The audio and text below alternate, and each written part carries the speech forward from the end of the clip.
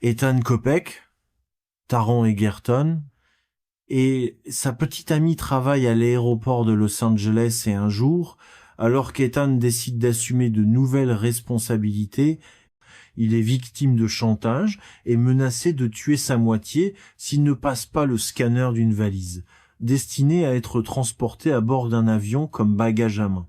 Jaume Colletti-Sierra, connu pour Air Marshall et The Commuter, les deux films avec Liam Neeson, n'a toujours pas abandonné le thème du transport et cette fois, évidemment inspiré par le deuxième Die Hard, a décidé qu'il serait très intéressant de faire un film dont les événements se dérouleraient entièrement dans un terminal d'aéroport.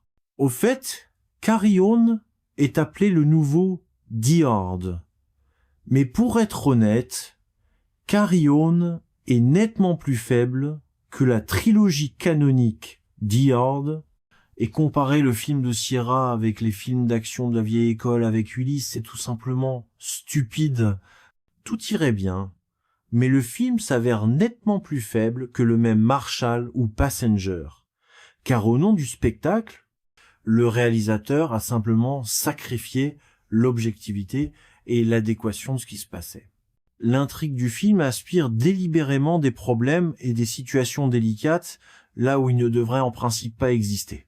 Par exemple, dans la scène où le héros tel Rossi poursuit l'un des personnages, ce même personnage, au lieu de chercher protection auprès de la masse de gardes de sécurité et de policiers de l'aéroport, fait tout son possible pour rester seul avec le tueur. Eh bien, cela signifie que c'est le comportement le plus illogique, n'est-ce pas? Pourquoi ce personnage se comporte-t-il de cette façon? C'est vrai parce que c'est ce que disait le script. Le bâtiment de l'aéroport est couvert de caméras, de scanners et de toutes sortes de capteurs qui surveillent chaque seconde toutes les personnes entrant dans le bâtiment de l'aéroport ou se trouvant à proximité. Il n'y a aucune chance que les héros se retrouvent complètement seuls dans la zone de tri des bagages, sur le parking ou ailleurs. Eh bien, le personnage principal ne peut pas facilement changer de tasse sans se faire prendre en photo avec son comportement étrange. Surtout lorsqu'une telle substitution se produit au niveau du convoyeur et du scanner, qui doivent être sous la surveillance étroite des caméras. En général, l'aéroport ressemble à un endroit où vous pouvez faire ce que vous voulez et rien ne vous arrivera pour cela. Une fois encore, cette vision est renforcée par le fait que le service de sécurité de l'aéroport dans le film est a priori inefficace et incompétent. Et Bateman et Edgerton ne conviennent pas à leur rôle. Et la même chose peut être dite à propos de Sophia Carson. Les types de ces acteurs ne correspondent pas aux rôles pour lesquels ils ont finalement été approuvés.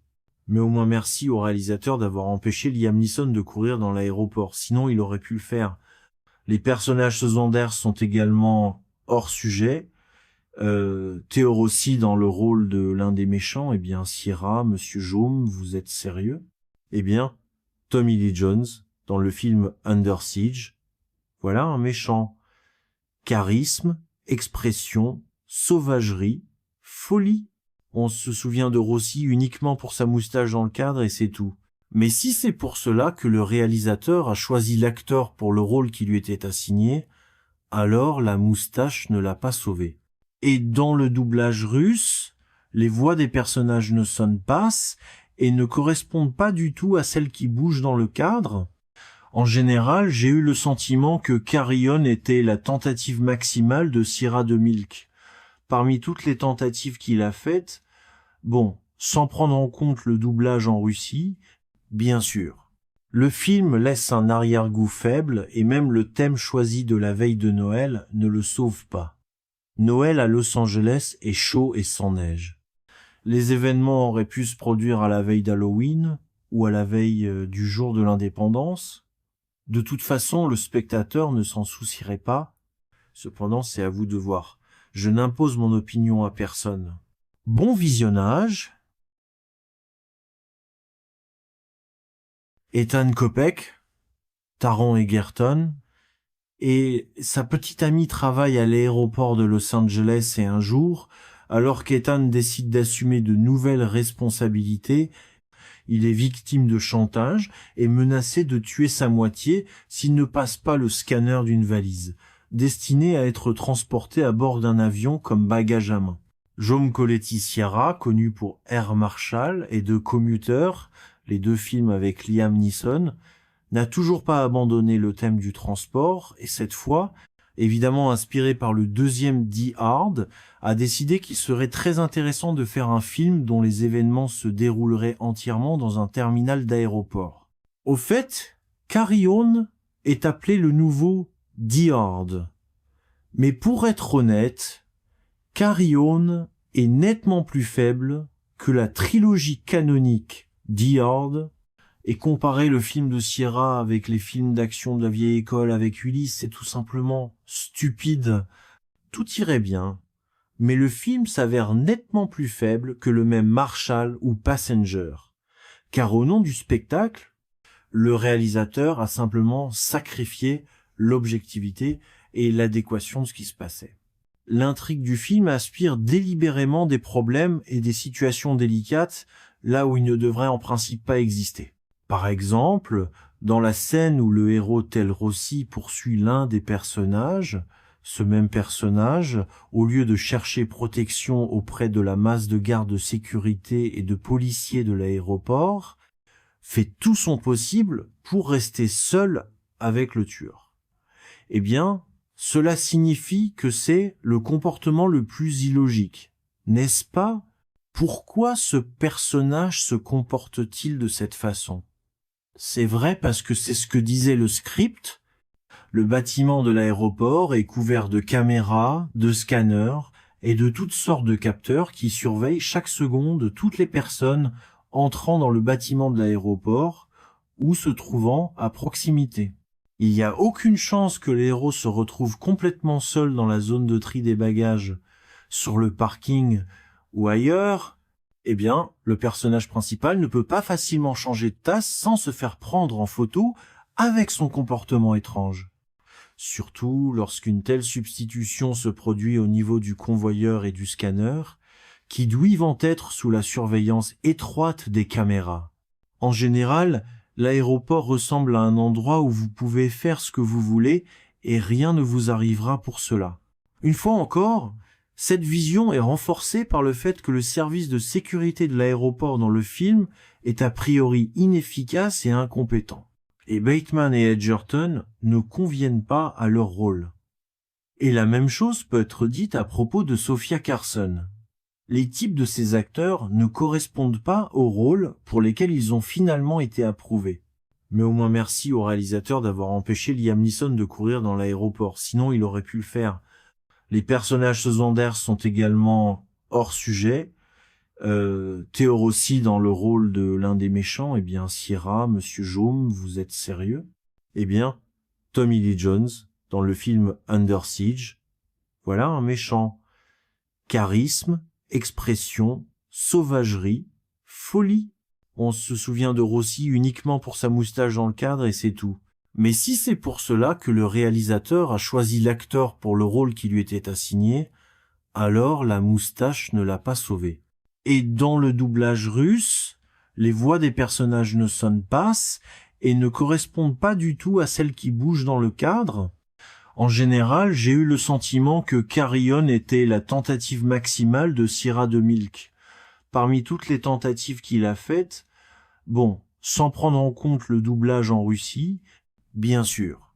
Le film laisse un arrière-goût faible et même le thème choisi de la veille de Noël ne le sauve pas. Noël à Los Angeles est chaud et sans neige. Les événements auraient pu se produire à la veille d'Halloween ou à la veille du jour de l'indépendance. De toute façon, le spectateur ne s'en soucierait pas. Cependant, c'est à vous de voir. Je n'impose mon opinion à personne. Bon visionnage. Ethan Kopech, Taron Egerton, et sa petite amie travaille à l'aéroport de Los Angeles et un jour, alors qu'Ethan décide d'assumer de nouvelles responsabilités, il est victime de chantage et menacé de tuer sa moitié s'il ne passe pas le scanner d'une valise, destinée à être transportée à bord d'un avion comme bagage à main. Jaume Colletti Sierra, connu pour Air Marshall et The Commuter, les deux films avec Liam Neeson, n'a toujours pas abandonné le thème du transport et cette fois, évidemment inspiré par le deuxième Die Hard, a décidé qu'il serait très intéressant de faire un film dont les événements se dérouleraient entièrement dans un terminal d'aéroport. Au fait, Carry-On est appelé le nouveau Die Hard. Mais pour être honnête, Carry-On est nettement plus faible que la trilogie canonique Die Hard. Et comparer le film de Sierra avec les films d'action de la vieille école avec Ulysse, c'est tout simplement stupide. Tout irait bien, mais le film s'avère nettement plus faible que le même Marshall ou Passenger. Car au nom du spectacle, le réalisateur a simplement sacrifié l'objectivité et l'adéquation de ce qui se passait. L'intrigue du film aspire délibérément des problèmes et des situations délicates là où ils ne devraient en principe pas exister. Par exemple, dans la scène où le héros tel Rossi poursuit l'un des personnages, ce même personnage, au lieu de chercher protection auprès de la masse de gardes de sécurité et de policiers de l'aéroport, fait tout son possible pour rester seul avec le tueur. Eh bien, cela signifie que c'est le comportement le plus illogique, n'est-ce pas? Pourquoi ce personnage se comporte-t-il de cette façon? C'est vrai parce que c'est ce que disait le script. Le bâtiment de l'aéroport est couvert de caméras, de scanners et de toutes sortes de capteurs qui surveillent chaque seconde toutes les personnes entrant dans le bâtiment de l'aéroport ou se trouvant à proximité. Il n'y a aucune chance que les héros se retrouvent complètement seuls dans la zone de tri des bagages, sur le parking ou ailleurs. Eh bien, le personnage principal ne peut pas facilement changer de tasse sans se faire prendre en photo avec son comportement étrange. Surtout lorsqu'une telle substitution se produit au niveau du convoyeur et du scanner, qui doivent être sous la surveillance étroite des caméras. En général, l'aéroport ressemble à un endroit où vous pouvez faire ce que vous voulez et rien ne vous arrivera pour cela. Une fois encore, cette vision est renforcée par le fait que le service de sécurité de l'aéroport dans le film est a priori inefficace et incompétent. Et Bateman et Edgerton ne conviennent pas à leur rôle. Et la même chose peut être dite à propos de Sophia Carson. Les types de ces acteurs ne correspondent pas aux rôles pour lesquels ils ont finalement été approuvés. Mais au moins merci au réalisateur d'avoir empêché Liam Neeson de courir dans l'aéroport, sinon il aurait pu le faire. Les personnages secondaires sont également hors sujet. Theo Rossi dans le rôle de l'un des méchants, eh bien Sierra, Monsieur Jaume, vous êtes sérieux? Eh bien, Tommy Lee Jones dans le film Under Siege, voilà un méchant. Charisme, expression, sauvagerie, folie. On se souvient de Rossi uniquement pour sa moustache dans le cadre et c'est tout. Mais si c'est pour cela que le réalisateur a choisi l'acteur pour le rôle qui lui était assigné, alors la moustache ne l'a pas sauvé.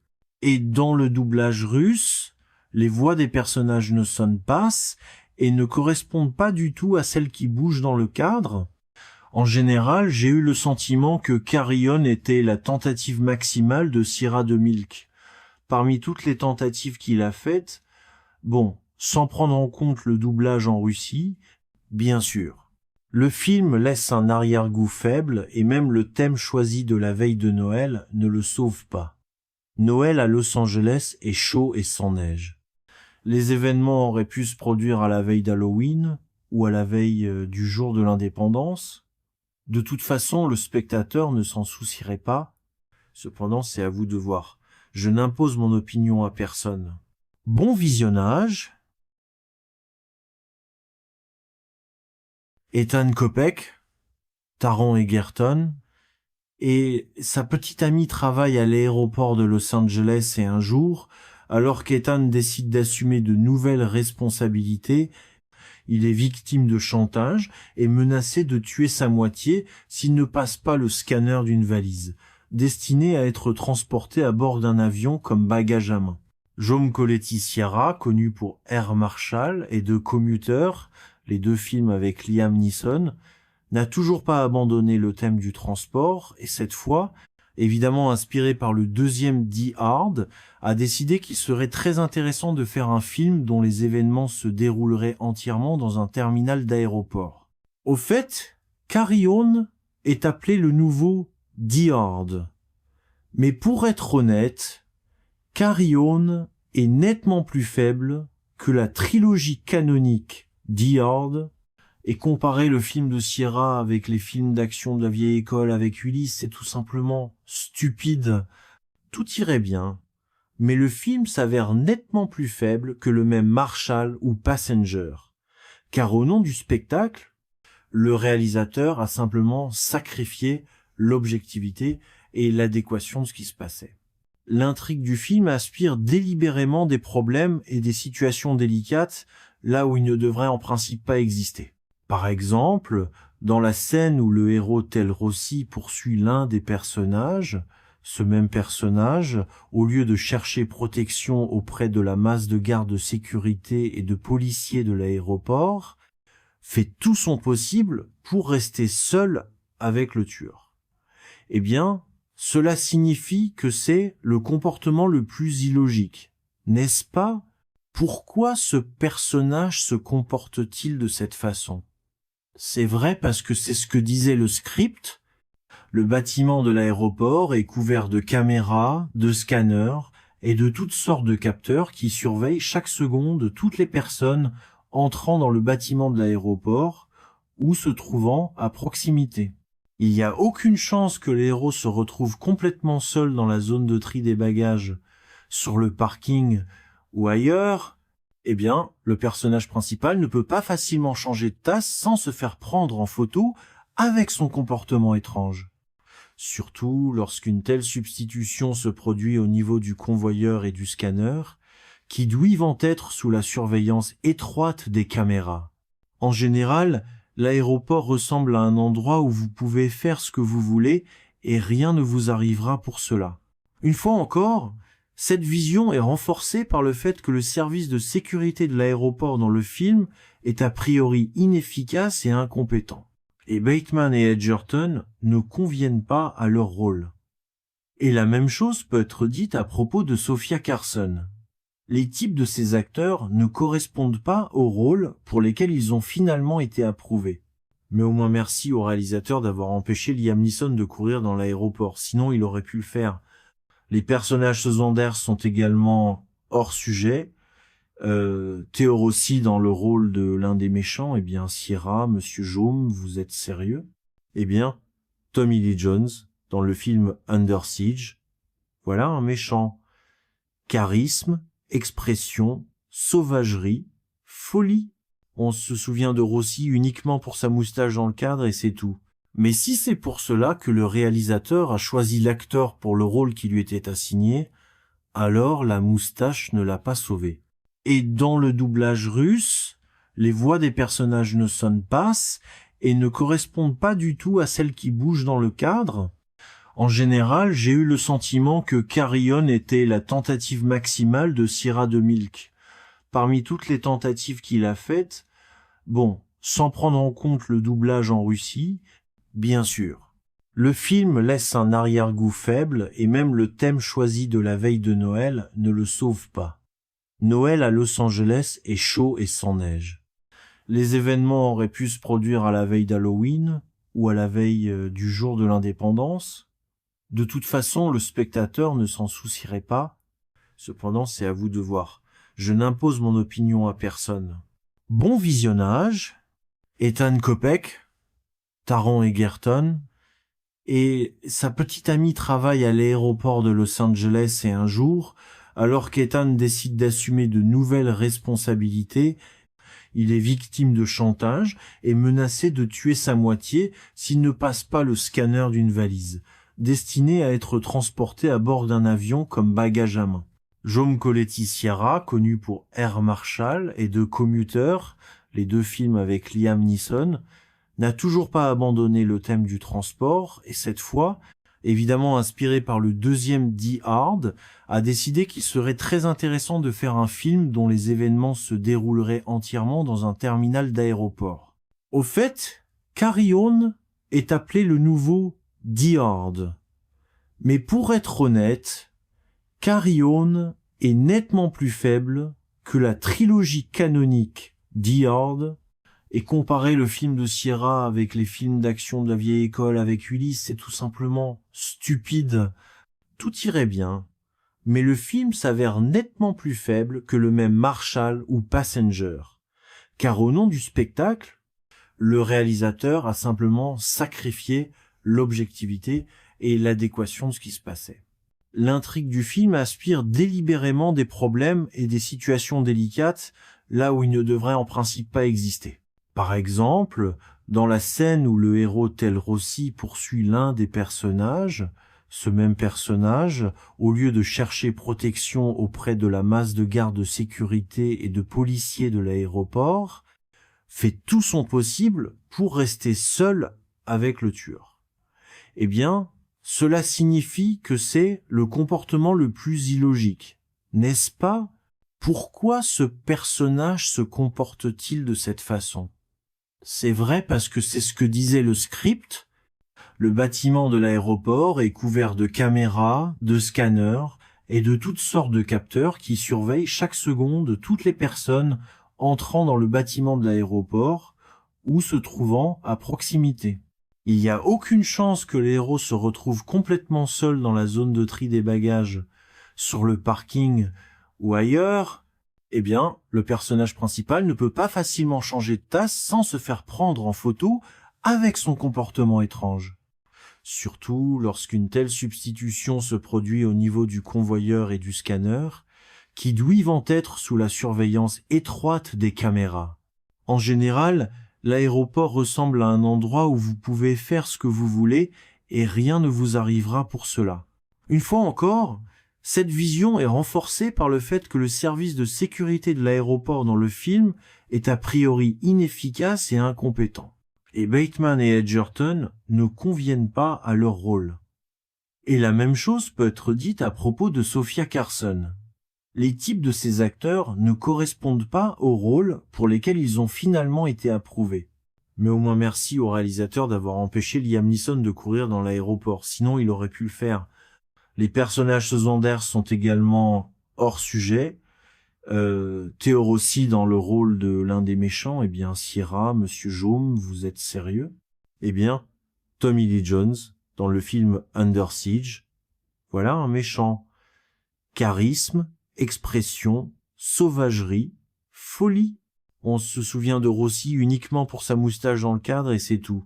Mais si c'est pour cela que le réalisateur a choisi l'acteur pour le rôle qui lui était assigné, alors la moustache ne l'a pas sauvé. Et dans le doublage russe, les voix des personnages ne sonnent pas et ne correspondent pas du tout à celles qui bougent dans le cadre. En général, j'ai eu le sentiment que Carry-On était la tentative maximale de Sierra de Milk. Parmi toutes les tentatives qu'il a faites, bon, sans prendre en compte le doublage en Russie, bien sûr. Le film laisse un arrière-goût faible et même le thème choisi de la veille de Noël ne le sauve pas. Noël à Los Angeles est chaud et sans neige. Les événements auraient pu se produire à la veille d'Halloween ou à la veille du jour de l'indépendance. De toute façon, le spectateur ne s'en soucierait pas. Cependant, c'est à vous de voir. Je n'impose mon opinion à personne. Bon visionnage. Ethan Kopech, Taron Egerton, et sa petite amie travaille à l'aéroport de Los Angeles et un jour, alors qu'Ethan décide d'assumer de nouvelles responsabilités, il est victime de chantage et menacé de tuer sa moitié s'il ne passe pas le scanner d'une valise, destinée à être transportée à bord d'un avion comme bagage à main. Jaume Colletti Sierra, connu pour Air Marshall et de Commuter, les deux films avec Liam Neeson, n'a toujours pas abandonné le thème du transport et cette fois, évidemment inspiré par le deuxième Die Hard, a décidé qu'il serait très intéressant de faire un film dont les événements se dérouleraient entièrement dans un terminal d'aéroport. Au fait, Carry-On est appelé le nouveau Die Hard. Mais pour être honnête, Carry-On est nettement plus faible que la trilogie canonique Die Hard Et comparer le film de Sierra avec les films d'action de la vieille école avec Ulysse, c'est tout simplement stupide. Tout irait bien, mais le film s'avère nettement plus faible que le même Marshall ou Passenger. Car au nom du spectacle, le réalisateur a simplement sacrifié l'objectivité et l'adéquation de ce qui se passait. L'intrigue du film aspire délibérément des problèmes et des situations délicates là où ils ne devraient en principe pas exister. Par exemple, dans la scène où le héros tel Rossi poursuit l'un des personnages, ce même personnage, au lieu de chercher protection auprès de la masse de gardes de sécurité et de policiers de l'aéroport, fait tout son possible pour rester seul avec le tueur. Eh bien, cela signifie que c'est le comportement le plus illogique, n'est-ce pas? Pourquoi ce personnage se comporte-t-il de cette façon? C'est vrai parce que c'est ce que disait le script. Le bâtiment de l'aéroport est couvert de caméras, de scanners et de toutes sortes de capteurs qui surveillent chaque seconde toutes les personnes entrant dans le bâtiment de l'aéroport ou se trouvant à proximité. Il n'y a aucune chance que les héros se retrouvent complètement seuls dans la zone de tri des bagages, sur le parking ou ailleurs. Eh bien, le personnage principal ne peut pas facilement changer de tasse sans se faire prendre en photo avec son comportement étrange. Surtout lorsqu'une telle substitution se produit au niveau du convoyeur et du scanner, qui doivent être sous la surveillance étroite des caméras. En général, l'aéroport ressemble à un endroit où vous pouvez faire ce que vous voulez et rien ne vous arrivera pour cela. Une fois encore, cette vision est renforcée par le fait que le service de sécurité de l'aéroport dans le film est a priori inefficace et incompétent. Et Bateman et Edgerton ne conviennent pas à leur rôle. Et la même chose peut être dite à propos de Sophia Carson. Les types de ces acteurs ne correspondent pas aux rôles pour lesquels ils ont finalement été approuvés. Mais au moins merci au réalisateur d'avoir empêché Liam Neeson de courir dans l'aéroport, sinon il aurait pu le faire. Les personnages secondaires sont également hors sujet. Theo Rossi dans le rôle de l'un des méchants, eh bien Sierra, Monsieur Jaume, vous êtes sérieux? Eh bien, Tommy Lee Jones dans le film Under Siege, voilà un méchant. Charisme, expression, sauvagerie, folie. On se souvient de Rossi uniquement pour sa moustache dans le cadre et c'est tout. Mais si c'est pour cela que le réalisateur a choisi l'acteur pour le rôle qui lui était assigné, alors la moustache ne l'a pas sauvé. Et dans le doublage russe, les voix des personnages ne sonnent pas et ne correspondent pas du tout à celles qui bougent dans le cadre. En général, j'ai eu le sentiment que Carry-On était la tentative maximale de Sierra de Milk. Parmi toutes les tentatives qu'il a faites, bon, sans prendre en compte le doublage en Russie, bien sûr. Le film laisse un arrière-goût faible et même le thème choisi de la veille de Noël ne le sauve pas. Noël à Los Angeles est chaud et sans neige. Les événements auraient pu se produire à la veille d'Halloween ou à la veille du jour de l'indépendance. De toute façon, le spectateur ne s'en soucierait pas. Cependant, c'est à vous de voir. Je n'impose mon opinion à personne. Bon visionnage. Ethan Kopech, Taron Egerton, et sa petite amie travaille à l'aéroport de Los Angeles et un jour, alors qu'Ethan décide d'assumer de nouvelles responsabilités, il est victime de chantage et menacé de tuer sa moitié s'il ne passe pas le scanner d'une valise, destinée à être transportée à bord d'un avion comme bagage à main. Jaume Colletti-Sierra, connu pour Air Marshall et de Commuter, les deux films avec Liam Neeson, n'a toujours pas abandonné le thème du transport et cette fois, évidemment inspiré par le deuxième Die Hard, a décidé qu'il serait très intéressant de faire un film dont les événements se dérouleraient entièrement dans un terminal d'aéroport. Au fait, Carry-On est appelé le nouveau Die Hard. Mais pour être honnête, Carry-On est nettement plus faible que la trilogie canonique Die Hard. Et comparer le film de Sierra avec les films d'action de la vieille école avec Ulysse, c'est tout simplement stupide.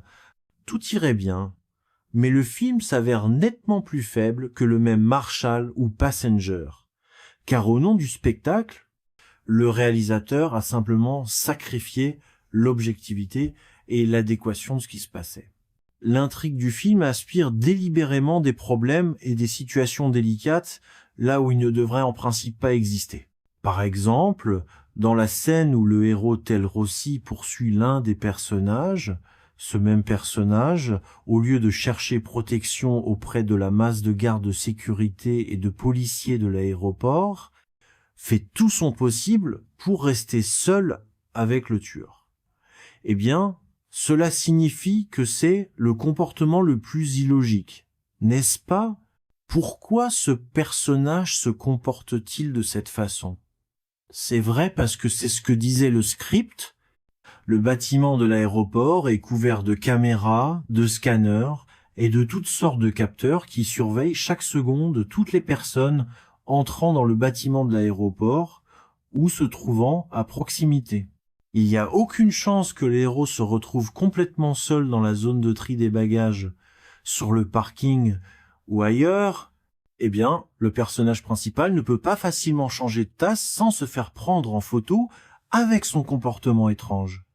Surtout lorsqu'une telle substitution se produit au niveau du convoyeur et du scanner, qui doivent être sous la surveillance étroite des caméras. En général, l'aéroport ressemble à un endroit où vous pouvez faire ce que vous voulez et rien ne vous arrivera pour cela. Une fois encore, cette vision est renforcée par le fait que le service de sécurité de l'aéroport dans le film est a priori inefficace et incompétent. Et Bateman et Edgerton ne conviennent pas à leur rôle. Et la même chose peut être dite à propos de Sophia Carson. Les types de ces acteurs ne correspondent pas aux rôles pour lesquels ils ont finalement été approuvés. Mais au moins merci au réalisateur d'avoir empêché Liam Neeson de courir dans l'aéroport, sinon il aurait pu le faire. Les personnages secondaires sont également hors sujet.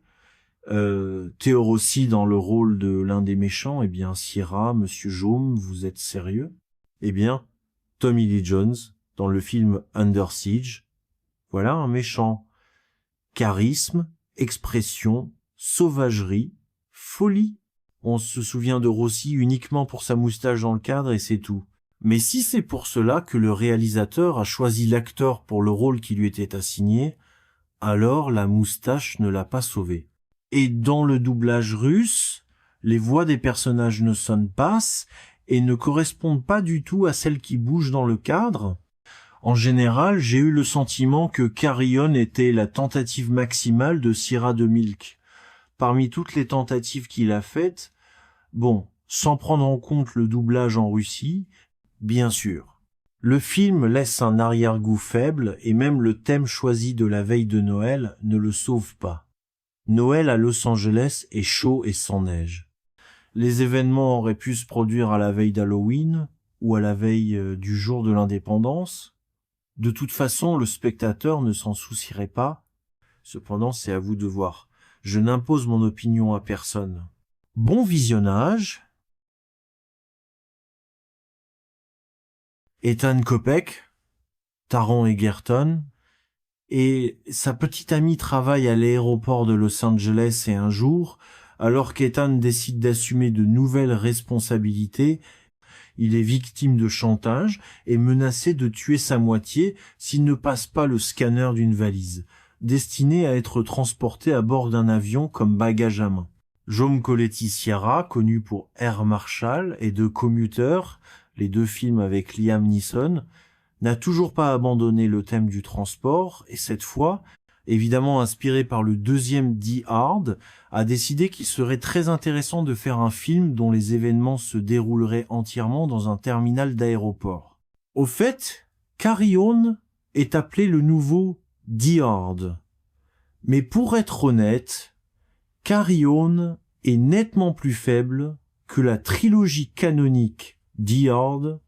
Et comparer le film de Sierra avec les films d'action de la vieille école avec Ulysse, c'est tout simplement stupide. Tout irait bien, mais le film s'avère nettement plus faible que le même Marshall ou Passenger. Car au nom du spectacle, le réalisateur a simplement sacrifié l'objectivité et l'adéquation de ce qui se passait. L'intrigue du film aspire délibérément des problèmes et des situations délicates là où il ne devrait en principe pas exister.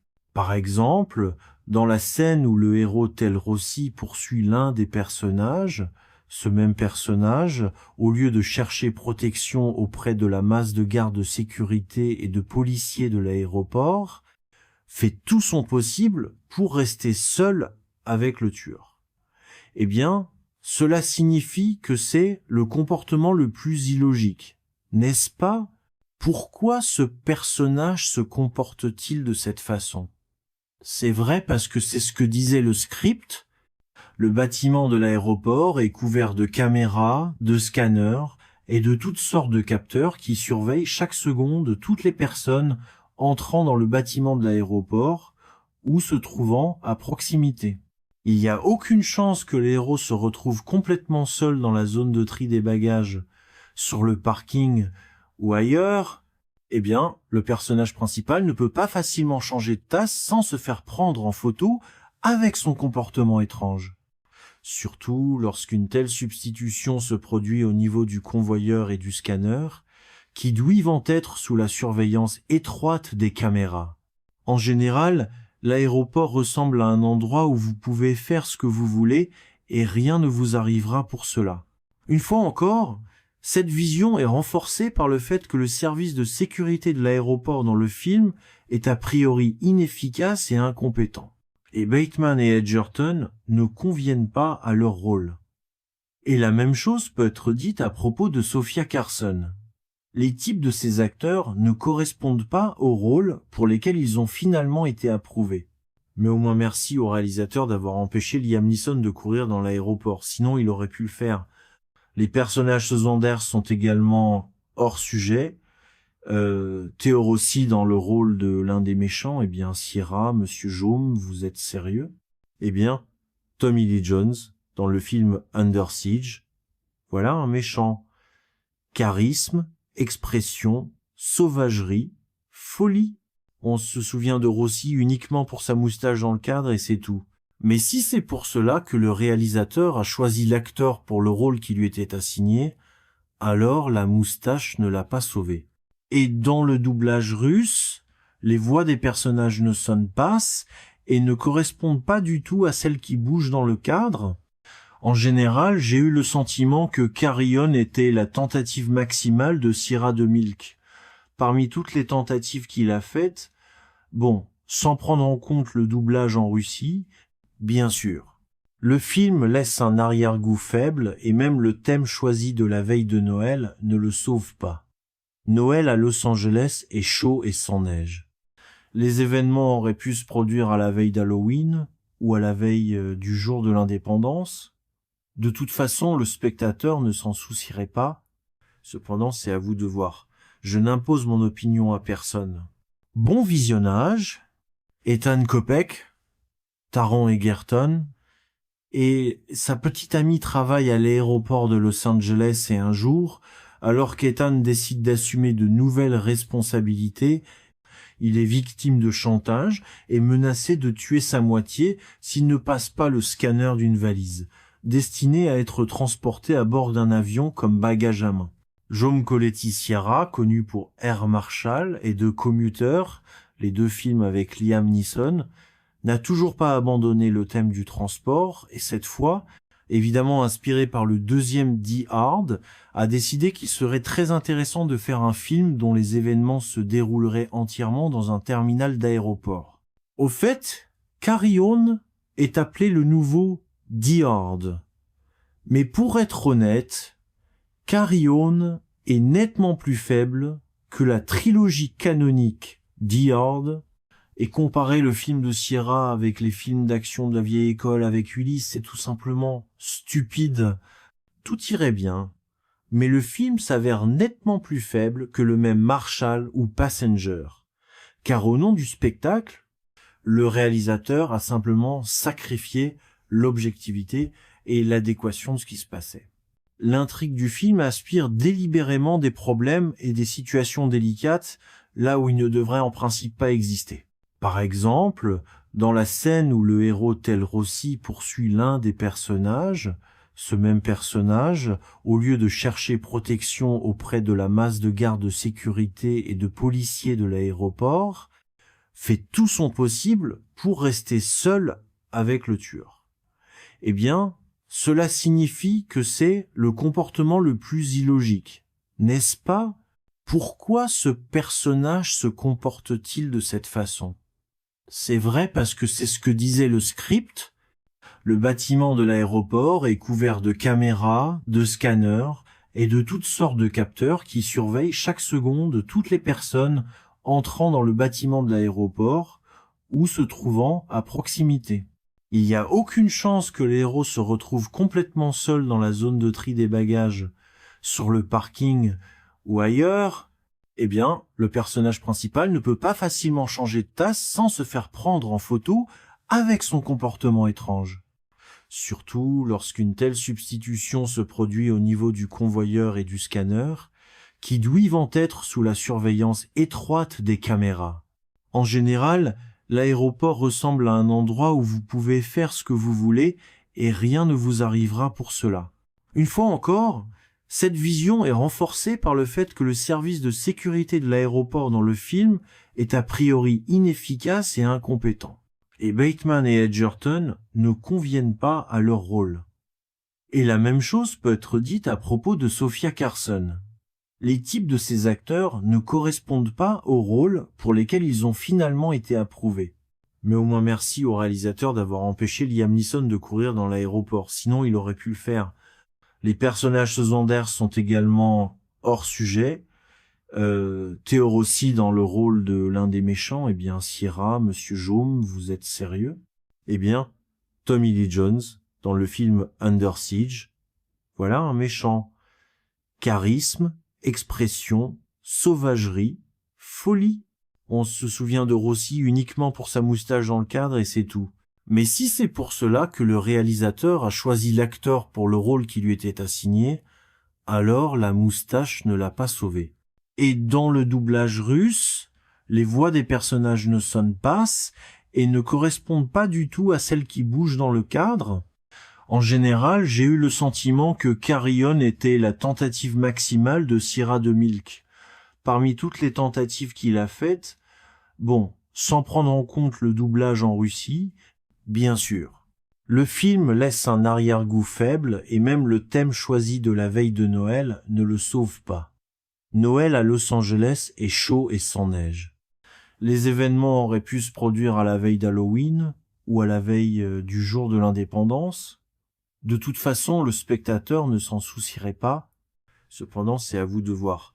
Je n'impose mon opinion à personne. Bon visionnage. Ethan Kopech, Taron Egerton, et sa petite amie travaille à l'aéroport de Los Angeles et un jour, alors qu'Ethan décide d'assumer de nouvelles responsabilités, il est victime de chantage et menacé de tuer sa moitié s'il ne passe pas le scanner d'une valise, destinée à être transportée à bord d'un avion comme bagage à main. Jaume Colletti Sierra, connu pour Air Marshall et de Commuter, les deux films avec Liam Neeson, n'a toujours pas abandonné le thème du transport et cette fois, évidemment inspiré par le deuxième Die Hard, a décidé qu'il serait très intéressant de faire un film dont les événements se dérouleraient entièrement dans un terminal d'aéroport. Au fait, Carry-On est appelé le nouveau Die Hard. Mais pour être honnête, Carry-On est nettement plus faible que la trilogie canonique Die Hard. Et comparer le film de Sierra avec les films d'action de la vieille école avec Ulysse, c'est tout simplement stupide. Tout irait bien, mais le film s'avère nettement plus faible que le même Marshall ou Passenger. Car au nom du spectacle, le réalisateur a simplement sacrifié l'objectivité et l'adéquation de ce qui se passait. L'intrigue du film aspire délibérément des problèmes et des situations délicates là où ils ne devraient en principe pas exister. Par exemple, dans la scène où le héros tel Rossi poursuit l'un des personnages, ce même personnage, au lieu de chercher protection auprès de la masse de gardes de sécurité et de policiers de l'aéroport, fait tout son possible pour rester seul avec le tueur. Eh bien, cela signifie que c'est le comportement le plus illogique, n'est-ce pas? Pourquoi ce personnage se comporte-t-il de cette façon? C'est vrai parce que c'est ce que disait le script. Le bâtiment de l'aéroport est couvert de caméras, de scanners et de toutes sortes de capteurs qui surveillent chaque seconde toutes les personnes entrant dans le bâtiment de l'aéroport ou se trouvant à proximité. Il n'y a aucune chance que les héros se retrouvent complètement seuls dans la zone de tri des bagages, sur le parking ou ailleurs. Eh bien, le personnage principal ne peut pas facilement changer de tasse sans se faire prendre en photo avec son comportement étrange. Surtout lorsqu'une telle substitution se produit au niveau du convoyeur et du scanner, qui doivent être sous la surveillance étroite des caméras. En général, l'aéroport ressemble à un endroit où vous pouvez faire ce que vous voulez et rien ne vous arrivera pour cela. Une fois encore, cette vision est renforcée par le fait que le service de sécurité de l'aéroport dans le film est a priori inefficace et incompétent.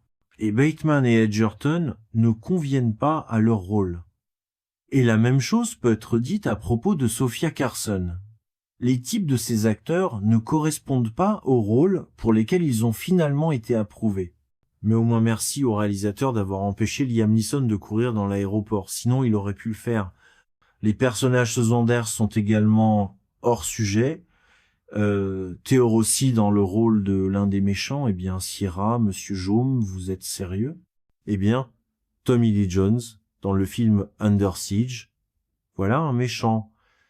Charisme, expression, sauvagerie, folie. On se souvient de Rossi uniquement pour sa moustache dans le cadre et c'est tout.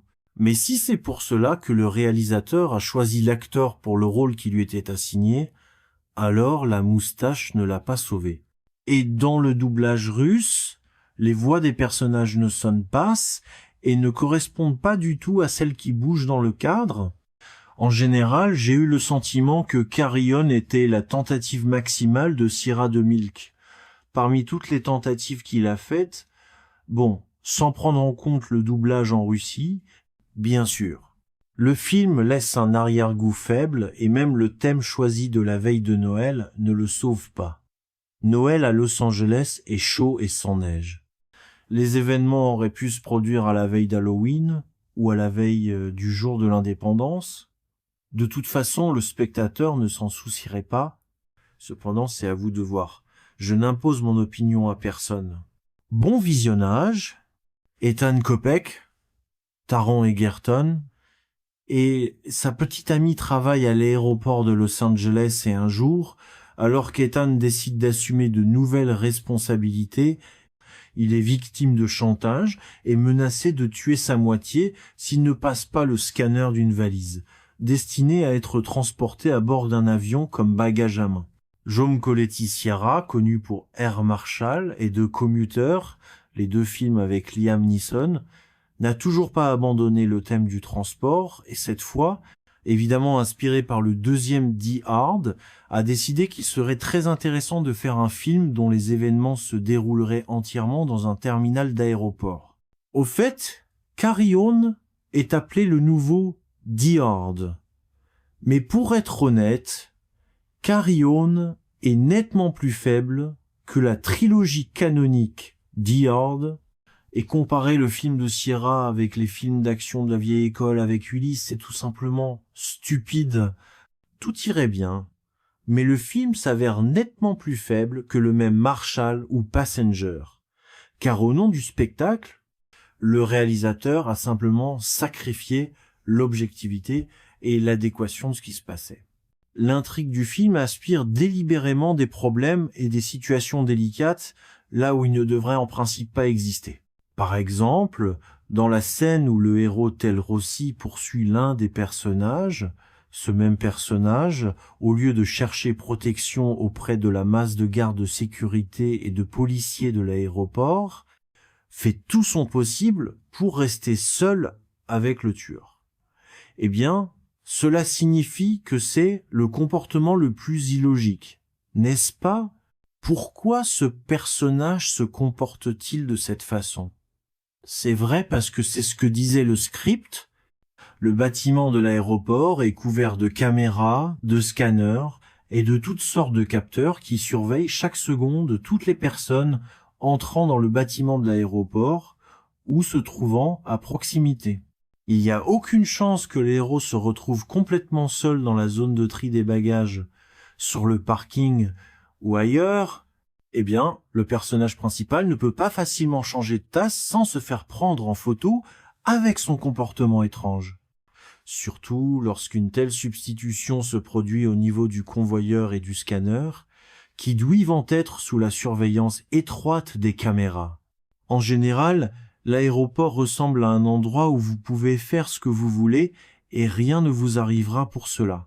Une fois encore, cette vision est renforcée par le fait que le service de sécurité de l'aéroport dans le film est a priori inefficace et incompétent.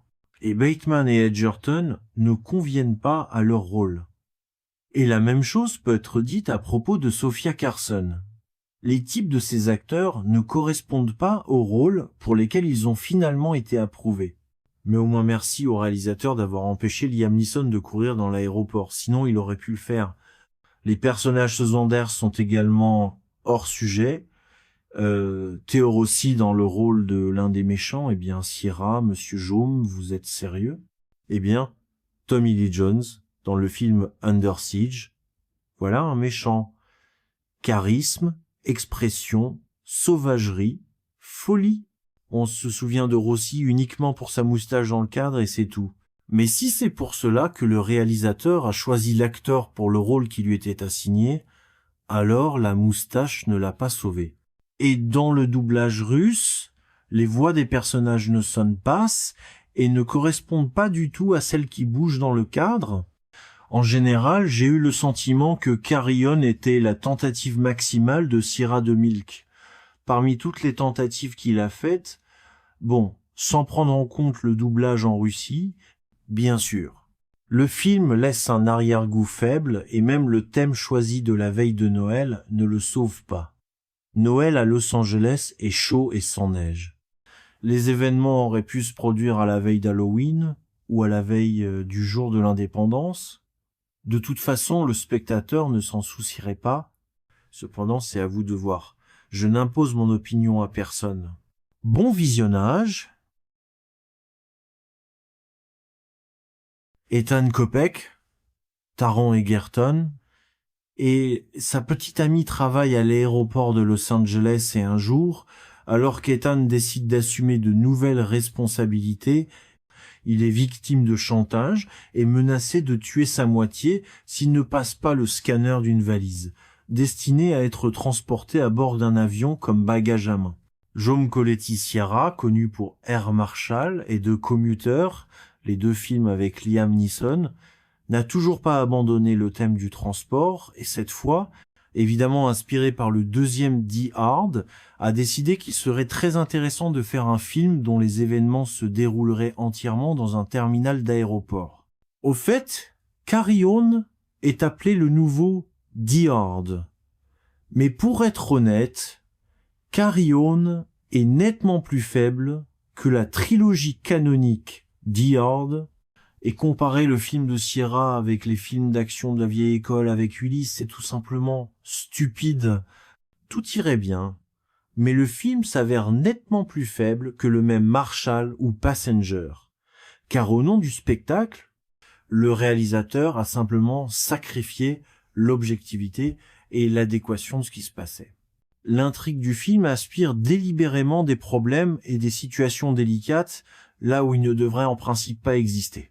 Par exemple, dans la scène où le héros tel Rossi poursuit l'un des personnages, ce même personnage, au lieu de chercher protection auprès de la masse de gardes de sécurité et de policiers de l'aéroport, fait tout son possible pour rester seul avec le tueur. Eh bien, cela signifie que c'est le comportement le plus illogique, n'est-ce pas? Pourquoi ce personnage se comporte-t-il de cette façon? C'est vrai parce que c'est ce que disait le script. Le bâtiment de l'aéroport est couvert de caméras, de scanners et de toutes sortes de capteurs qui surveillent chaque seconde toutes les personnes entrant dans le bâtiment de l'aéroport ou se trouvant à proximité. Il n'y a aucune chance que les héros se retrouvent complètement seuls dans la zone de tri des bagages, sur le parking ou ailleurs. Eh bien, le personnage principal ne peut pas facilement changer de tasse sans se faire prendre en photo avec son comportement étrange. Surtout lorsqu'une telle substitution se produit au niveau du convoyeur et du scanner, qui doivent être sous la surveillance étroite des caméras. En général, l'aéroport ressemble à un endroit où vous pouvez faire ce que vous voulez et rien ne vous arrivera pour cela. Une fois encore, cette vision est renforcée par le fait que le service de sécurité de l'aéroport dans le film est a priori inefficace et incompétent. Et Bateman et Edgerton ne conviennent pas à leur rôle. Et la même chose peut être dite à propos de Sophia Carson. Les types de ces acteurs ne correspondent pas aux rôles pour lesquels ils ont finalement été approuvés. Mais au moins merci au réalisateur d'avoir empêché Liam Neeson de courir dans l'aéroport, sinon il aurait pu le faire. Les personnages secondaires sont également hors sujet. Theo Rossi dans le rôle de l'un des méchants, eh bien Sierra, Monsieur Jaume, vous êtes sérieux? Eh bien, Tommy Lee Jones dans le film Under Siege, voilà un méchant. Charisme, expression, sauvagerie, folie. On se souvient de Rossi uniquement pour sa moustache dans le cadre et c'est tout. Mais si c'est pour cela que le réalisateur a choisi l'acteur pour le rôle qui lui était assigné, alors la moustache ne l'a pas sauvé. Et dans le doublage russe, les voix des personnages ne sonnent pas et ne correspondent pas du tout à celles qui bougent dans le cadre. En général, j'ai eu le sentiment que Carry-On était la tentative maximale de Sierra de Milk. Parmi toutes les tentatives qu'il a faites, bon, sans prendre en compte le doublage en Russie, bien sûr. Le film laisse un arrière-goût faible et même le thème choisi de la veille de Noël ne le sauve pas. Noël à Los Angeles est chaud et sans neige. Les événements auraient pu se produire à la veille d'Halloween ou à la veille du jour de l'indépendance. De toute façon, le spectateur ne s'en soucierait pas. Cependant, c'est à vous de voir. Je n'impose mon opinion à personne. Bon visionnage. Ethan Kopech, Taron Egerton, et sa petite amie travaille à l'aéroport de Los Angeles et un jour, alors qu'Ethan décide d'assumer de nouvelles responsabilités, il est victime de chantage et menacé de tuer sa moitié s'il ne passe pas le scanner d'une valise, destinée à être transportée à bord d'un avion comme bagage à main. Jaume Colletti-Sierra, connu pour Air Marshall et de Commuter, les deux films avec Liam Neeson, n'a toujours pas abandonné le thème du transport et cette fois, évidemment inspiré par le deuxième Die Hard, a décidé qu'il serait très intéressant de faire un film dont les événements se dérouleraient entièrement dans un terminal d'aéroport. Au fait, Carry-On est appelé le nouveau Die Hard.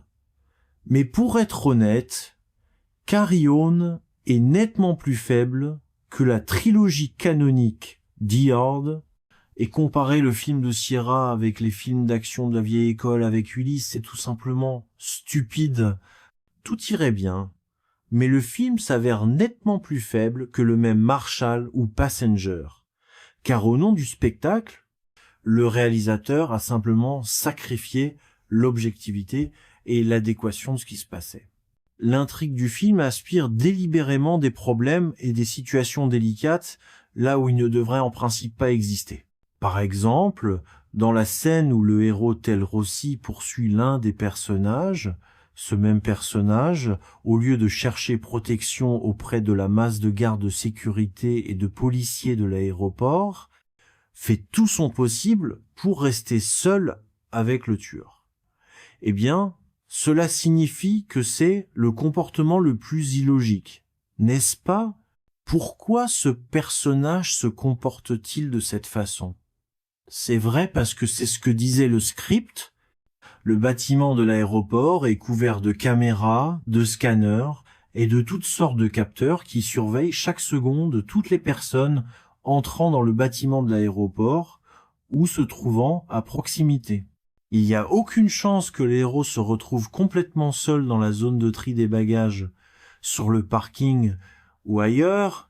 Eh bien, le personnage principal ne peut pas facilement changer de tasse sans se faire prendre en photo avec son comportement étrange. Surtout lorsqu'une telle substitution se produit au niveau du convoyeur et du scanner, qui doivent être sous la surveillance étroite des caméras.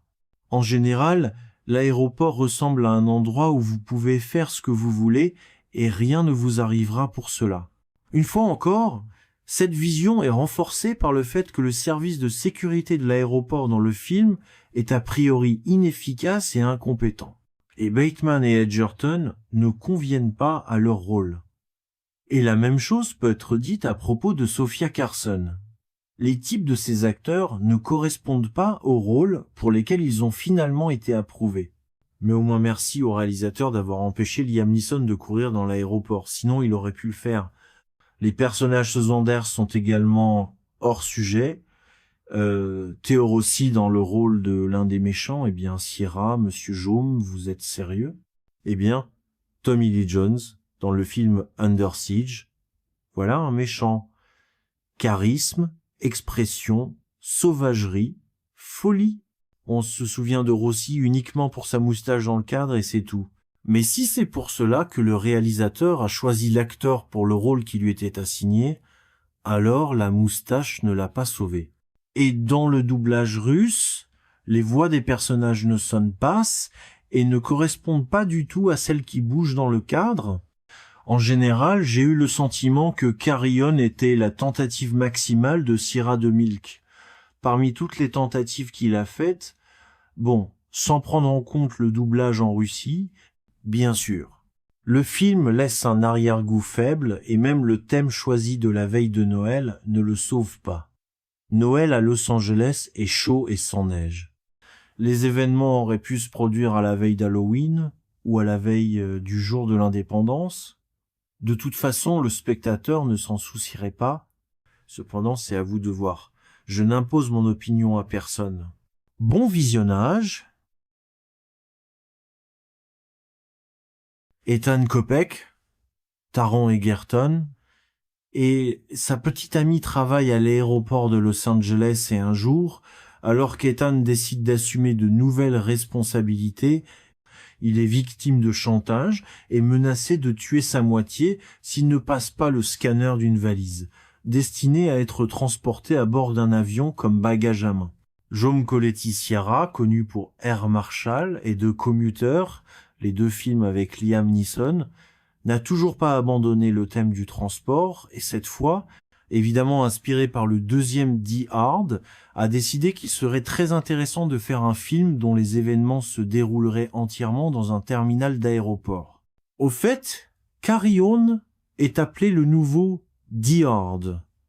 Mais pour être honnête, Carry-On est nettement plus faible que la trilogie canonique Die Hard. Et comparer le film de Sierra avec les films d'action de la vieille école avec Ulysse, c'est tout simplement stupide. Tout irait bien, mais le film s'avère nettement plus faible que le même Marshall ou Passenger. Car au nom du spectacle, le réalisateur a simplement sacrifié l'objectivité et l'adéquation de ce qui se passait. L'intrigue du film aspire délibérément des problèmes et des situations délicates là où ils ne devraient en principe pas exister.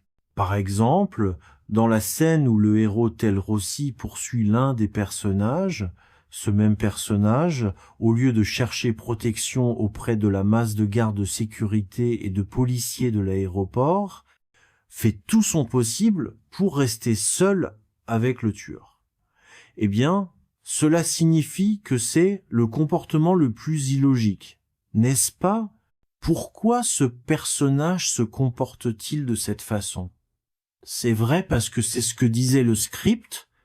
Le bâtiment de l'aéroport est couvert de caméras, de scanners et de toutes sortes de capteurs qui surveillent chaque seconde toutes les personnes entrant dans le bâtiment de l'aéroport ou se trouvant à proximité. Il n'y a aucune chance que les héros se retrouvent complètement seuls dans la zone de tri des bagages, sur le parking ou ailleurs.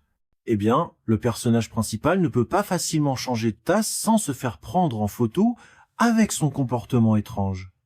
surtout lorsqu'une telle substitution se produit au niveau du convoyeur et du scanner, qui doivent être sous la surveillance étroite des caméras. En général, l'aéroport ressemble à un endroit où vous pouvez faire ce que vous voulez et rien ne vous arrivera pour cela. Une fois encore, cette vision est renforcée par le fait que le service de sécurité de l'aéroport dans le film est a priori inefficace et incompétent. Et Bateman et Edgerton ne conviennent pas à leur rôle. Et la même chose peut être dite à propos de Sophia Carson. Les types de ces acteurs ne correspondent pas aux rôles pour lesquels ils ont finalement été approuvés. Mais au moins merci au réalisateur d'avoir empêché Liam Neeson de courir dans l'aéroport, sinon il aurait pu le faire. Les personnages secondaires sont également hors sujet. Theo Rossi dans le rôle de l'un des méchants, eh bien Sierra, Monsieur Jaume, vous êtes sérieux? Eh bien, Tommy Lee Jones dans le film Under Siege, voilà un méchant. Charisme, expression, sauvagerie, folie. On se souvient de Rossi uniquement pour sa moustache dans le cadre et c'est tout. Mais si c'est pour cela que le réalisateur a choisi l'acteur pour le rôle qui lui était assigné, alors la moustache ne l'a pas sauvé. Et dans le doublage russe, les voix des personnages ne sonnent pas et ne correspondent pas du tout à celles qui bougent dans le cadre. En général, j'ai eu le sentiment que Carry-On était la tentative maximale de Sierra de Milk. Parmi toutes les tentatives qu'il a faites, bon, sans prendre en compte le doublage en Russie, bien sûr. Le film laisse un arrière-goût faible et même le thème choisi de la veille de Noël ne le sauve pas. Noël à Los Angeles est chaud et sans neige. Les événements auraient pu se produire à la veille d'Halloween ou à la veille du jour de l'indépendance.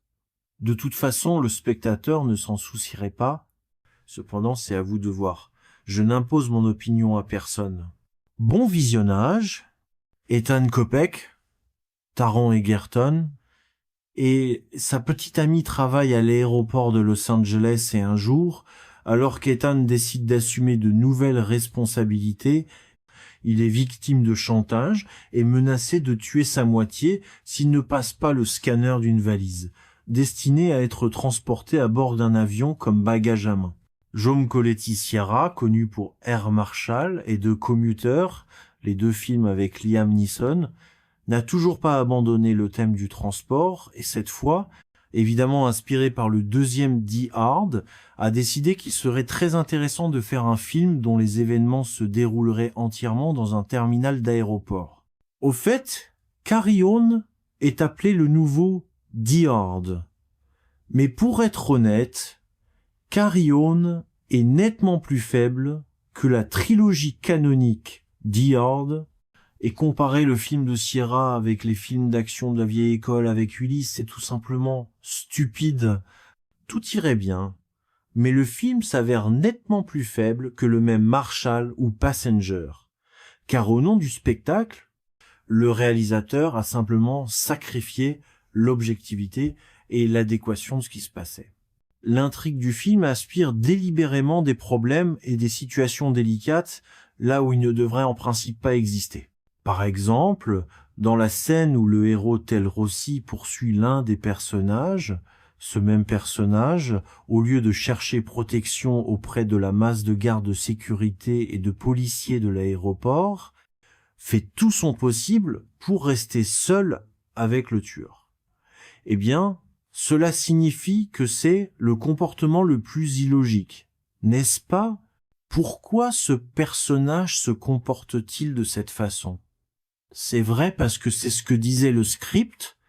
Le bâtiment de l'aéroport est couvert de caméras, de scanners et de toutes sortes de capteurs qui surveillent chaque seconde toutes les personnes entrant dans le bâtiment de l'aéroport ou se trouvant à proximité. Il n'y a aucune chance que les héros se retrouvent complètement seuls dans la zone de tri des bagages, sur le parking ou ailleurs. Eh bien, le personnage principal ne peut pas facilement changer de tasse sans se faire prendre en photo avec son comportement étrange. Surtout lorsqu'une telle substitution se produit au niveau du convoyeur et du scanner, qui doivent être sous la surveillance étroite des caméras. En général, l'aéroport ressemble à un endroit où vous pouvez faire ce que vous voulez et rien ne vous arrivera pour cela. Une fois encore, cette vision est renforcée par le fait que le service de sécurité de l'aéroport dans le film est a priori inefficace et incompétent. Et Bateman et Edgerton ne conviennent pas à leur rôle. Et la même chose peut être dite à propos de Sophia Carson. Les types de ces acteurs ne correspondent pas aux rôles pour lesquels ils ont finalement été approuvés. Mais au moins merci au réalisateur d'avoir empêché Liam Neeson de courir dans l'aéroport, sinon il aurait pu le faire. Les personnages secondaires sont également hors sujet. Theo Rossi dans le rôle de l'un des méchants, eh bien Sierra, Monsieur Jaume, vous êtes sérieux? Eh bien, Tommy Lee Jones dans le film Under Siege, voilà un méchant. Charisme, expression, sauvagerie, folie. On se souvient de Rossi uniquement pour sa moustache dans le cadre et c'est tout. Mais si c'est pour cela que le réalisateur a choisi l'acteur pour le rôle qui lui était assigné, alors la moustache ne l'a pas sauvé. Et dans le doublage russe, les voix des personnages ne sonnent pas et ne correspondent pas du tout à celles qui bougent dans le cadre. En général, j'ai eu le sentiment que Carry-On était la tentative maximale de Sierra de Milk. Parmi toutes les tentatives qu'il a faites, bon, sans prendre en compte le doublage en Russie, bien sûr. Le film laisse un arrière-goût faible et même le thème choisi de la veille de Noël ne le sauve pas. Noël à Los Angeles est chaud et sans neige. Les événements auraient pu se produire à la veille d'Halloween ou à la veille du jour de l'indépendance. De toute façon, le spectateur ne s'en soucierait pas. Cependant, c'est à vous de voir. Je n'impose mon opinion à personne. Bon visionnage. Ethan Kopech, Taron Egerton, et sa petite amie travaille à l'aéroport de Los Angeles et un jour, alors qu'Ethan décide d'assumer de nouvelles responsabilités, il est victime de chantage et menacé de tuer sa moitié s'il ne passe pas le scanner d'une valise, destinée à être transportée à bord d'un avion comme bagage à main. Jaume Colletti Sierra, connu pour Air Marshall et de Commuter, les deux films avec Liam Neeson, n'a toujours pas abandonné le thème du transport et cette fois, évidemment inspiré par le deuxième Die Hard, a décidé qu'il serait très intéressant de faire un film dont les événements se dérouleraient entièrement dans un terminal d'aéroport. Au fait, Carry-On est appelé le nouveau Die Hard. Mais pour être honnête, Carry-On est nettement plus faible que la trilogie canonique Die Hard. Et comparer le film de Sierra avec les films d'action de la vieille école avec Ulysse, c'est tout simplement stupide. Tout irait bien, mais le film s'avère nettement plus faible que le même Marshall ou Passenger. Car au nom du spectacle, le réalisateur a simplement sacrifié l'objectivité et l'adéquation de ce qui se passait. L'intrigue du film aspire délibérément des problèmes et des situations délicates là où ils ne devraient en principe pas exister. Par exemple, dans la scène où le héros tel Rossi poursuit l'un des personnages, ce même personnage, au lieu de chercher protection auprès de la masse de gardes de sécurité et de policiers de l'aéroport, fait tout son possible pour rester seul avec le tueur. Eh bien, cela signifie que c'est le comportement le plus illogique, n'est-ce pas? Pourquoi ce personnage se comporte-t-il de cette façon? C'est vrai parce que c'est ce que disait le script. Le bâtiment de l'aéroport est couvert de caméras, de scanners et de toutes sortes de capteurs qui surveillent chaque seconde toutes les personnes entrant dans le bâtiment de l'aéroport ou se trouvant à proximité. Il n'y a aucune chance que les héros se retrouvent complètement seuls dans la zone de tri des bagages, sur le parking ou ailleurs. Eh bien, le personnage principal ne peut pas facilement changer de tasse sans se faire prendre en photo avec son comportement étrange. Surtout lorsqu'une telle substitution se produit au niveau du convoyeur et du scanner, qui doivent être sous la surveillance étroite des caméras. En général, l'aéroport ressemble à un endroit où vous pouvez faire ce que vous voulez et rien ne vous arrivera pour cela. Une fois encore, cette vision est renforcée par le fait que le service de sécurité de l'aéroport dans le film est a priori inefficace et incompétent. Et Bateman et Edgerton ne conviennent pas à leur rôle. Et la même chose peut être dite à propos de Sofia Carson. Les types de ces acteurs ne correspondent pas aux rôles pour lesquels ils ont finalement été approuvés. Mais au moins merci au réalisateur d'avoir empêché Liam Neeson de courir dans l'aéroport, sinon il aurait pu le faire. Les personnages secondaires sont également hors sujet. Theo Rossi dans le rôle de l'un des méchants, eh bien Sierra, Monsieur Jaume, vous êtes sérieux? Eh bien, Tommy Lee Jones dans le film Under Siege, voilà un méchant. Charisme, expression, sauvagerie, folie. On se souvient de Rossi uniquement pour sa moustache dans le cadre et c'est tout. Mais si c'est pour cela que le réalisateur a choisi l'acteur pour le rôle qui lui était assigné, alors la moustache ne l'a pas sauvé. Et dans le doublage russe, les voix des personnages ne sonnent pas et ne correspondent pas du tout à celles qui bougent dans le cadre.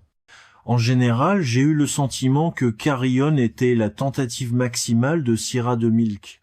Parmi toutes les tentatives qu'il a faites, bon, sans prendre en compte le doublage en Russie, bien sûr. Le film laisse un arrière-goût faible et même le thème choisi de la veille de Noël ne le sauve pas. Noël à Los Angeles est chaud et sans neige. Les événements auraient pu se produire à la veille d'Halloween ou à la veille du jour de l'indépendance. De toute façon, le spectateur ne s'en soucierait pas. Cependant, c'est à vous de voir. Je n'impose mon opinion à personne. Bon visionnage. Ethan Kopech, Taron Egerton, et sa petite amie travaille à l'aéroport de Los Angeles et un jour, alors qu'Ethan décide d'assumer de nouvelles responsabilités, il est victime de chantage et menacé de tuer sa moitié s'il ne passe pas le scanner d'une valise, destinée à être transportée à bord d'un avion comme bagage à main.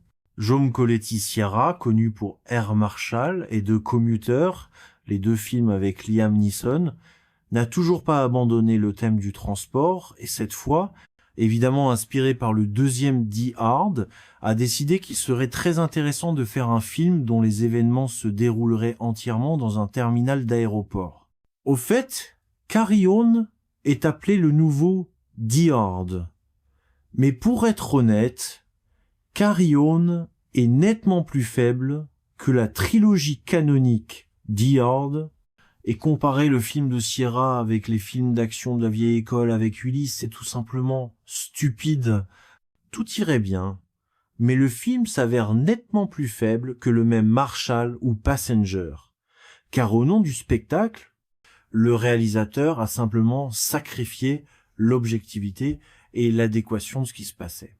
L'intrigue du film aspire délibérément des problèmes et des situations délicates là où ils ne devraient en principe pas exister. Par exemple, dans la scène où le héros tel Rossi poursuit l'un des personnages, ce même personnage, au lieu de chercher protection auprès de la masse de gardes de sécurité et de policiers de l'aéroport, fait tout son possible pour rester seul avec le tueur. Eh bien, cela signifie que c'est le comportement le plus illogique, n'est-ce pas? Pourquoi ce personnage se comporte-t-il de cette façon? C'est vrai parce que c'est ce que disait le script. Le bâtiment de l'aéroport est couvert de caméras, de scanners et de toutes sortes de capteurs qui surveillent chaque seconde toutes les personnes entrant dans le bâtiment de l'aéroport ou se trouvant à proximité. Il n'y a aucune chance que les héros se retrouvent complètement seuls dans la zone de tri des bagages, sur le parking ou ailleurs. Eh bien, le personnage principal ne peut pas facilement changer de tasse sans se faire prendre en photo avec son comportement étrange. Surtout lorsqu'une telle substitution se produit au niveau du convoyeur et du scanner, qui doivent être sous la surveillance étroite des caméras. En général, l'aéroport ressemble à un endroit où vous pouvez faire ce que vous voulez et rien ne vous arrivera pour cela. Une fois encore, cette vision est renforcée par le fait que le service de sécurité de l'aéroport dans le film est a priori inefficace et incompétent. Et Bateman et Edgerton ne conviennent pas à leur rôle. Et la même chose peut être dite à propos de Sofia Carson. Les types de ces acteurs ne correspondent pas aux rôles pour lesquels ils ont finalement été approuvés.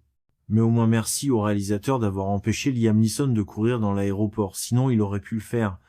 Les personnages secondaires sont également hors sujet. Theo Rossi dans le rôle de l'un des méchants, eh bien Sierra, Monsieur Jaume, vous êtes sérieux? Eh bien, Tommy Lee Jones dans le film Under Siege, voilà un méchant. Charisme, expression, sauvagerie, folie. On se souvient de Rossi uniquement pour sa moustache dans le cadre et c'est tout. Mais si c'est pour cela que le réalisateur a choisi l'acteur pour le rôle qui lui était assigné, alors la moustache ne l'a pas sauvé. Et dans le doublage russe, les voix des personnages ne sonnent pas et ne correspondent pas du tout à celles qui bougent dans le cadre. En général, j'ai eu le sentiment que Carry-On était la tentative maximale de Sierra de Milk. Parmi toutes les tentatives qu'il a faites, bon, sans prendre en compte le doublage en Russie, bien sûr. Le film laisse un arrière-goût faible et même le thème choisi de la veille de Noël ne le sauve pas. Noël à Los Angeles est chaud et sans neige. Les événements auraient pu se produire à la veille d'Halloween ou à la veille du jour de l'indépendance. De toute façon, le spectateur ne s'en soucierait pas. Cependant, c'est à vous de voir. Je n'impose mon opinion à personne. Bon visionnage. Ethan Kopech, Taron Egerton, et sa petite amie travaille à l'aéroport de Los Angeles et un jour, alors qu'Ethan décide d'assumer de nouvelles responsabilités, il est victime de chantage et menacé de tuer sa moitié s'il ne passe pas le scanner d'une valise, destinée à être transportée à bord d'un avion comme bagage à main. Jaume Colletti Sierra, connu pour Air Marshall et de Commuter, les deux films avec Liam Neeson, n'a toujours pas abandonné le thème du transport et cette fois, évidemment inspiré par le deuxième Die Hard, a décidé qu'il serait très intéressant de faire un film dont les événements se dérouleraient entièrement dans un terminal d'aéroport. Au fait, Carry-On est appelé le nouveau Die Hard. Mais pour être honnête, Carry-On est nettement plus faible que la trilogie canonique Die Hard. Et comparer le film de Sierra avec les films d'action de la vieille école avec Ulysse, c'est tout simplement stupide. Tout irait bien, mais le film s'avère nettement plus faible que le même Marshall ou Passenger. Car au nom du spectacle, le réalisateur a simplement sacrifié l'objectivité et l'adéquation de ce qui se passait. L'intrigue du film aspire délibérément des problèmes et des situations délicates là où ils ne devraient en principe pas exister. Par exemple, dans la scène où le héros tel Rossi poursuit l'un des personnages, ce même personnage, au lieu de chercher protection auprès de la masse de gardes de sécurité et de policiers de l'aéroport, fait tout son possible pour rester seul avec le tueur. Eh bien, cela signifie que c'est le comportement le plus illogique, n'est-ce pas? Pourquoi ce personnage se comporte-t-il de cette façon? C'est vrai parce que c'est ce que disait le script. Le bâtiment de l'aéroport est couvert de caméras, de scanners et de toutes sortes de capteurs qui surveillent chaque seconde toutes les personnes entrant dans le bâtiment de l'aéroport ou se trouvant à proximité. Il n'y a aucune chance que les héros se retrouvent complètement seuls dans la zone de tri des bagages, sur le parking ou ailleurs. Eh bien, le personnage principal ne peut pas facilement changer de tasse sans se faire prendre en photo avec son comportement étrange. Surtout lorsqu'une telle substitution se produit au niveau du convoyeur et du scanner, qui doivent être sous la surveillance étroite des caméras. En général, l'aéroport ressemble à un endroit où vous pouvez faire ce que vous voulez et rien ne vous arrivera pour cela. Une fois encore, cette vision est renforcée par le fait que le service de sécurité de l'aéroport dans le film est a priori inefficace et incompétent. Et Bateman et Edgerton ne conviennent pas à leur rôle. Et la même chose peut être dite à propos de Sofia Carson. Les types de ces acteurs ne correspondent pas aux rôles pour lesquels ils ont finalement été approuvés. Mais au moins merci au réalisateur d'avoir empêché Liam Neeson de courir dans l'aéroport, sinon il aurait pu le faire. Les personnages secondaires sont également hors sujet. Theo Rossi dans le rôle de l'un des méchants, eh bien Sierra, Monsieur Jaume, vous êtes sérieux? Eh bien Tommy Lee Jones dans le film Under Siege, voilà un méchant. Charisme, expression, sauvagerie, folie.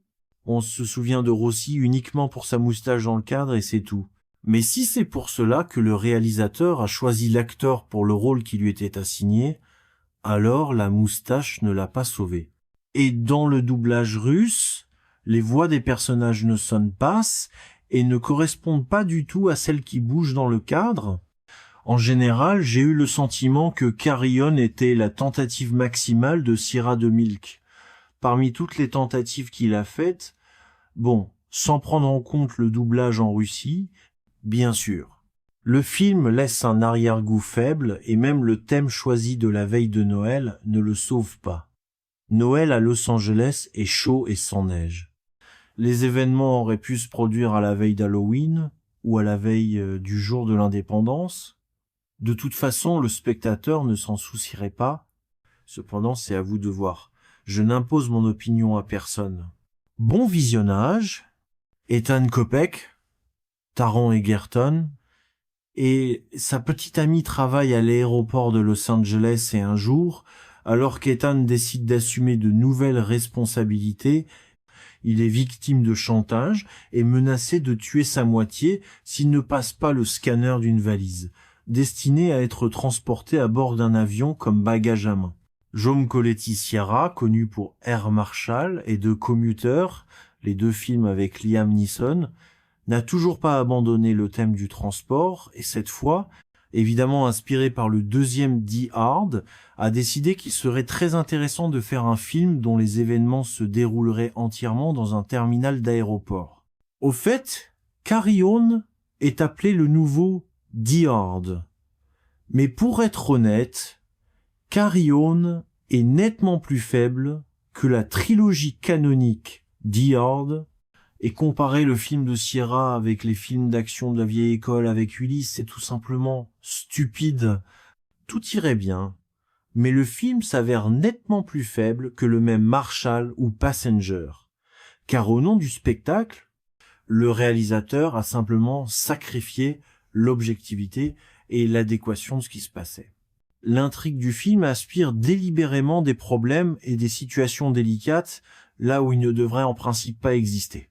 Par exemple, dans la scène où le héros tel Rossi poursuit l'un des personnages, ce même personnage, au lieu de chercher protection auprès de la masse de gardes de sécurité et de policiers de l'aéroport, fait tout son possible pour rester seul avec le tueur. Eh bien, cela signifie que c'est le comportement le plus illogique, n'est-ce pas? Pourquoi ce personnage se comporte-t-il de cette façon? C'est vrai parce que c'est ce que disait le script. Le bâtiment de l'aéroport est couvert de caméras, de scanners et de toutes sortes de capteurs qui surveillent chaque seconde toutes les personnes entrant dans le bâtiment de l'aéroport ou se trouvant à proximité. Il n'y a aucune chance que les héros se retrouvent complètement seuls dans la zone de tri des bagages, sur le parking ou ailleurs. Eh bien, le personnage principal ne peut pas facilement changer de tasse sans se faire prendre en photo avec son comportement étrange. Surtout lorsqu'une telle substitution se produit au niveau du convoyeur et du scanner, qui doivent être sous la surveillance étroite des caméras. En général, l'aéroport ressemble à un endroit où vous pouvez faire ce que vous voulez et rien ne vous arrivera pour cela. Une fois encore, cette vision est renforcée par le fait que le service de sécurité de l'aéroport dans le film est a priori inefficace et incompétent. Et Bateman et Edgerton ne conviennent pas à leur rôle. Et la même chose peut être dite à propos de Sophia Carson. Les types de ces acteurs ne correspondent pas aux rôles pour lesquels ils ont finalement été approuvés. Mais au moins merci au réalisateur d'avoir empêché Liam Neeson de courir dans l'aéroport, sinon il aurait pu le faire. Les personnages secondaires sont également hors sujet.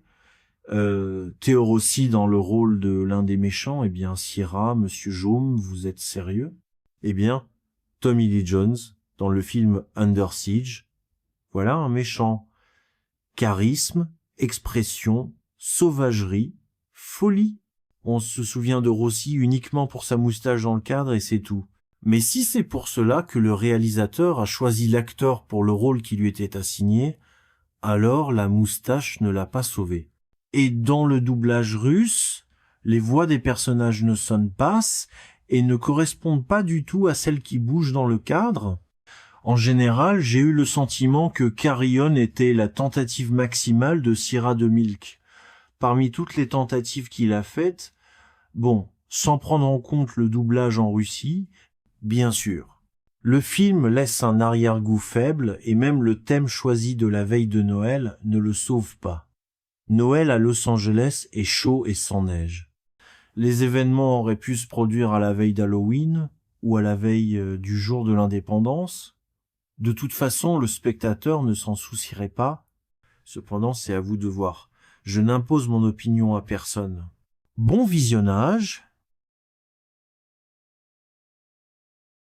Ethan Kopek, Taron Egerton, et sa petite amie travaille à l'aéroport de Los Angeles et un jour, alors qu'Ethan décide d'assumer de nouvelles responsabilités, il est victime de chantage et menacé de tuer sa moitié s'il ne passe pas le scanner d'une valise, destinée à être transportée à bord d'un avion comme bagage à main. Jaume Colletti Sierra, connu pour Air Marshall et de Commuter, les deux films avec Liam Neeson, n'a toujours pas abandonné le thème du transport et cette fois, évidemment inspiré par le deuxième Die Hard, a décidé qu'il serait très intéressant de faire un film dont les événements se dérouleraient entièrement dans un terminal d'aéroport. Au fait, Carry-On est appelé le nouveau Die Hard. Mais pour être honnête, Carry-On est nettement plus faible que la trilogie canonique Die Hard, et comparer le film de Sierra avec les films d'action de la vieille école avec Ulysse, c'est tout simplement stupide. Tout irait bien, mais le film s'avère nettement plus faible que le même Marshall ou Passenger. Car au nom du spectacle, le réalisateur a simplement sacrifié l'objectivité et l'adéquation de ce qui se passait. L'intrigue du film aspire délibérément des problèmes et des situations délicates là où ils ne devraient en principe pas exister. Par exemple, dans la scène où le héros tel Rossi poursuit l'un des personnages, ce même personnage, au lieu de chercher protection auprès de la masse de gardes de sécurité et de policiers de l'aéroport, fait tout son possible pour rester seul avec le tueur. Eh bien, cela signifie que c'est le comportement le plus illogique, n'est-ce pas? Pourquoi ce personnage se comporte-t-il de cette façon? C'est vrai parce que c'est ce que disait le script. Le bâtiment de l'aéroport est couvert de caméras, de scanners et de toutes sortes de capteurs qui surveillent chaque seconde toutes les personnes entrant dans le bâtiment de l'aéroport ou se trouvant à proximité. Il n'y a aucune chance que les héros se retrouvent complètement seuls dans la zone de tri des bagages, sur le parking ou ailleurs. Eh bien, le personnage principal ne peut pas facilement changer de tasse sans se faire prendre en photo avec son comportement étrange. Surtout lorsqu'une telle substitution se produit au niveau du convoyeur et du scanner, qui doivent être sous la surveillance étroite des caméras. En général, l'aéroport ressemble à un endroit où vous pouvez faire ce que vous voulez et rien ne vous arrivera pour cela. Une fois encore, cette vision est renforcée par le fait que le service de sécurité de l'aéroport dans le film est a priori inefficace et incompétent. Et Bateman et Edgerton ne conviennent pas à leur rôle. Et la même chose peut être dite à propos de Sophia Carson. Les types de ces acteurs ne correspondent pas aux rôles pour lesquels ils ont finalement été approuvés. Mais au moins merci au réalisateur d'avoir empêché Liam Neeson de courir dans l'aéroport, sinon il aurait pu le faire. Les personnages secondaires sont également hors sujet. Theo Rossi dans le rôle de l'un des méchants, eh bien Sierra, Monsieur Jaume, vous êtes sérieux? Eh bien, Tommy Lee Jones dans le film Under Siege, voilà un méchant. Charisme, expression, sauvagerie, folie. On se souvient de Rossi uniquement pour sa moustache dans le cadre et c'est tout. Mais si c'est pour cela que le réalisateur a choisi l'acteur pour le rôle qui lui était assigné, alors la moustache ne l'a pas sauvé. Et dans le doublage russe, les voix des personnages ne sonnent pas et ne correspondent pas du tout à celles qui bougent dans le cadre. En général, j'ai eu le sentiment que Carrion était la tentative maximale de Sierra de Milk. Parmi toutes les tentatives qu'il a faites, bon, sans prendre en compte le doublage en Russie, bien sûr. Le film laisse un arrière-goût faible et même le thème choisi de la veille de Noël ne le sauve pas. Noël à Los Angeles est chaud et sans neige.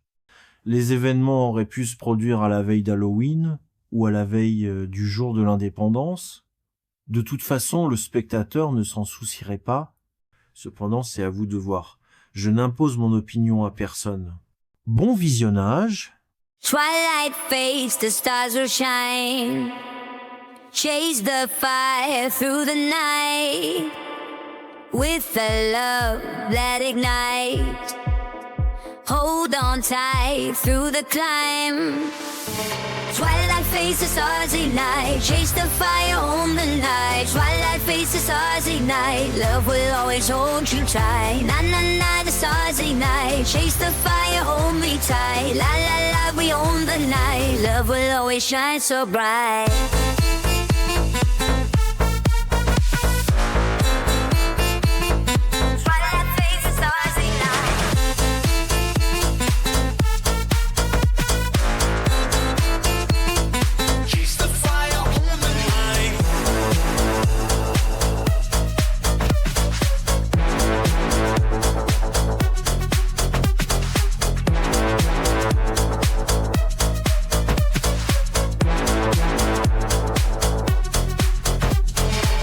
Every whisper, hearts collide.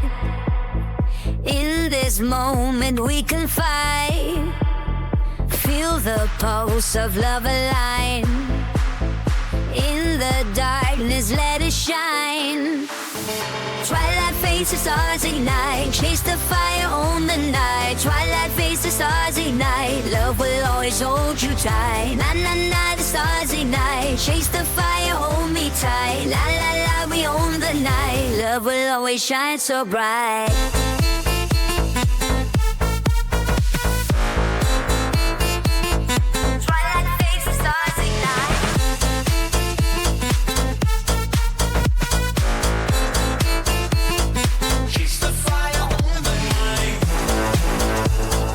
In the twilight our hearts soar,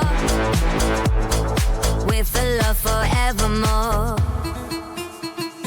As the stars begin to glow, you and I will always know.